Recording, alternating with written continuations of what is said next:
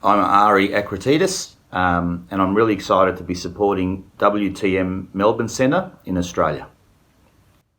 I came across the WTM about 15 years ago through my youngest brother, Sam. He read the book A Species in Denial, one of Jeremy's earlier books, and shared it with me in around about 2005.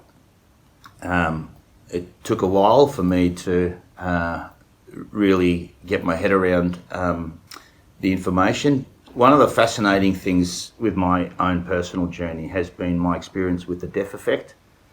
I experienced it incredibly head-on when I read A Species in Denial, because I read the whole book, 500 and something pages, and literally understood nothing and took nothing out of that experience. And my brother advised me to just put it away and come back to it when I'm ready, which I did about 12 months later. And it's extraordinary because I read the same book, but this time I opened up my mind. I put aside my preconditioned ideas, my preconditioned beliefs and views.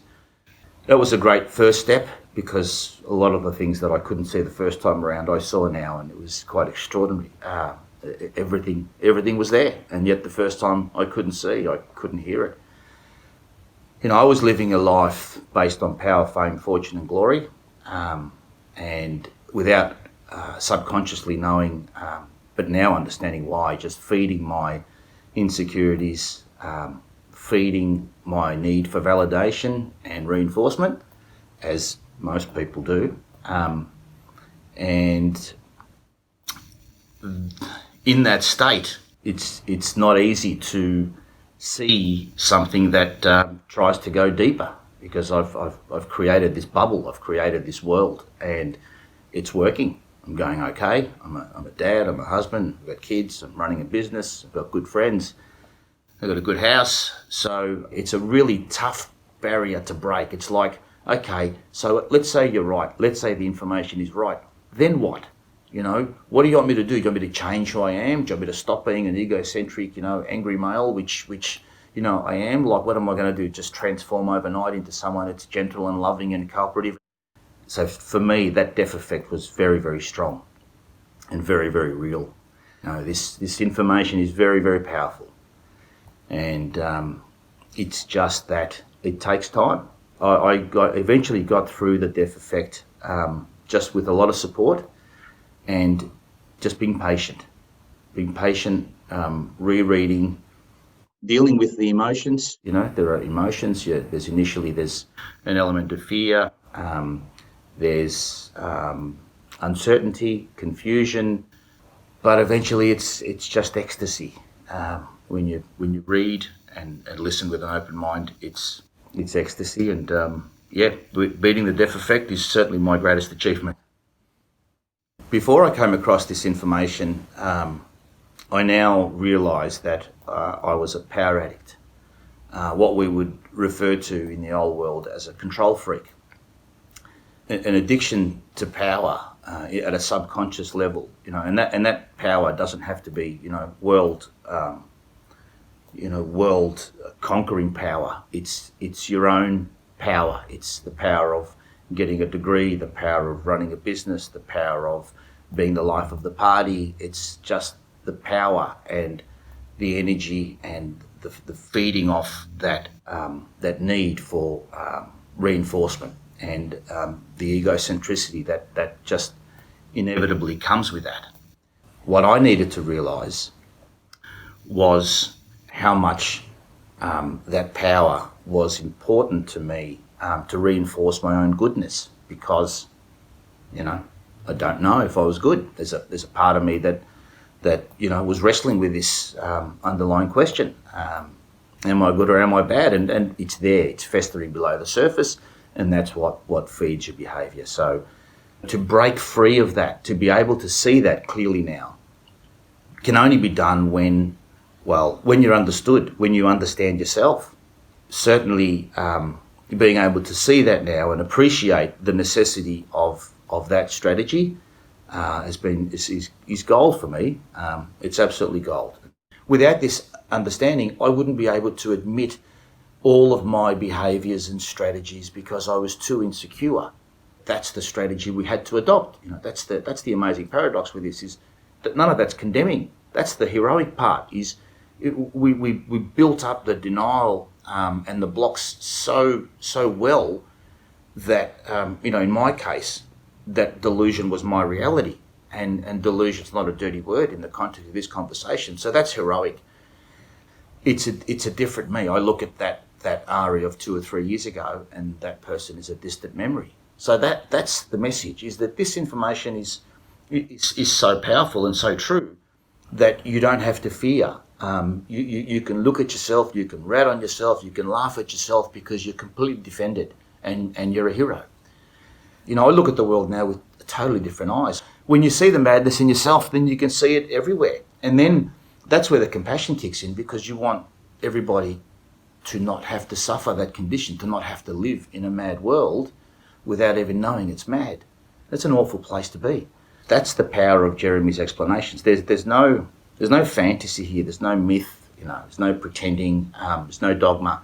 It's just an explanation of ourselves. And as confronting as that is the first time round, what could possibly be more important than knowledge of yourself? On a personal level, the information has helped me massively. It's helped me in my relationship with my wife. It's helped me in my relationship with my children, and it's helped me in my relationship with my friends and my staff. I still run a business. We have partners. We've got staff. There's an inherent, sort of an instant compassion. So you see, the information is very, very clear. There is no condemnation. There is no shame. There is no guilt.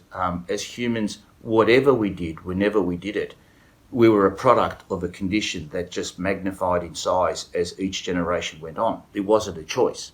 We were born into this, and we had to go through certain processes, including resignation at a young age. That's the heroic part, that we had accepted the battle, we corrupted our soul, and we continued the fight until all of the understandings were there.